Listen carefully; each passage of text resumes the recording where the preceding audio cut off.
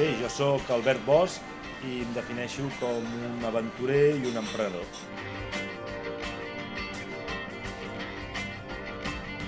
Jo vaig estudiar la carrera de Ciències Empresarials i MBA, que ho feien conjuntament a l'Escola Superior de Direcció i Administració d'Empreses, ESADE, a Barcelona. Dificultat, molta dificultat, pressió, perquè a més és un estil d'universitat que hi ha una certa pressió, perquè durant la carrera varis companys i gent potent van estar expulsats o no van estar renovats. Diguéssim, allà hi havia 2 convocatòries de les coses, i si no les complies te n'anaves al carrer. Hi havia molta pressió, hi havia una criba durant els anys important, sobretot el primer, segon i tercer. Per tant, era un lloc que ja vaig començar a notar la pressió i el risc del fracàs amb els projectes. És una mica una filosofia de vida que ja durant la mateixa universitat la tenia, no? De fet, el meu pare havia estat emprenedor i empresari, i aquesta vocació crec que la vaig heredar amb actitud, perquè no volia dependre d'un altre, volia tenir la propietat del meu temps. Això tant per la meva vessant d'esport, d'esportista, que ja la teníem molt marcada en aquella època, com per la meva vessant professional era important. I tenia l'obsessió de treballar per mi, però no trobava el projecte, no? I pensava que necessitava més experiència. La vaig agafar durant 2 o 3 anys, però a la que vaig poder vaig muntar-me pel meu compte. I em vaig fumar diversos castanyassos, a l'inici, de passada. Sí. Bé, jo ja, de fet, des d'abans de l'època universitària o la mateixa època universitària, feia molt esport i esport de risc. Jo corria, sobretot en moto de velocitat i d'enduro, en l'època universitària. Jo competia bàsicament en moto, perquè jo vinc d'un poble dels Pirineus, Sant Joan de les Abadeses, i allà, resumint molt, la joventut o jugava a futbol o feia trial. Jo vaig tirar-me pel trial. I després vaig estar molts anys de la meva vida fent muntanya i moto. Però amb el que destacava una mica més era moto, vaig fer moto sobretot de tot terreny, no? Tot terreny, d'enduro, vaig fer campionats de Catalunya i d'Espanya de raids, d'enduro, etc. Però la meva obsessió, el meu somni era anar al Dakar, no? Com a somni de joventut. Pensava que no hi arribaria mai, però al final, amb unes seleccions d'un equip que va organitzar Honda i Solomoto, vaig arribar a participar al Dakar, de fer el meu somni.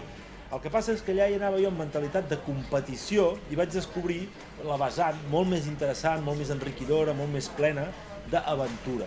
I vaig veure que com a competidor tenia la meva carrera limitada, perquè en sabia però no tenia un talent per ser campió del món o campió del Dakar en aquest cas, però en canvi vaig descobrir la vessant de les grans aventures, dels projectes complicats, dels objectius intensos i difícils d'assolir, dels reptes.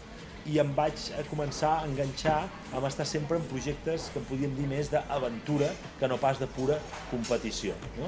Diguem, per mi el concepte d'aventura comença amb el Dakar. A partir d'allà ja no m'he aturat.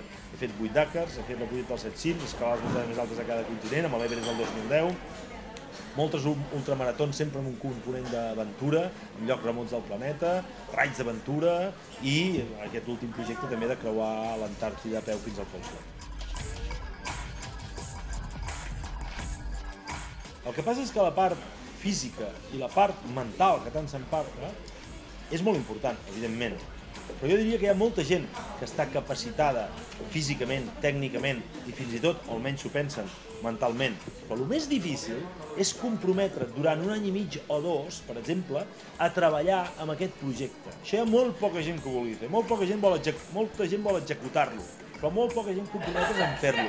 Això és un business plan, és un pla de negoci cada projecte, que comporta el finançament via patrocini, la comunicació, que és el teu producte que vens amb els patrocinadors, la logística, supercomplicada en aquestes zones tan remotes del planeta, els materials, no el trobs evidentment al nostre entorn, el plan estratègic, o sigui que l'assessorament és molt complicat, i després l'execució, que és la fàbrica, no?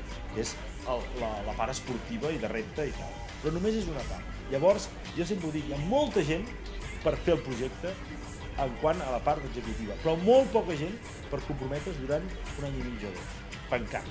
I això no nota. Per això jo faig moltes coses, no perquè sigui el millor esportista ni el més valent ni res, perquè sóc un emprenedor que em comprometo amb els projectes a fondo, professionalment, durant molt de temps. I el meu talent està més aquí que no pas a l'execució, perquè hi ha molta gent millor que jo, però no ho fa, no arriba a fer-ho mai.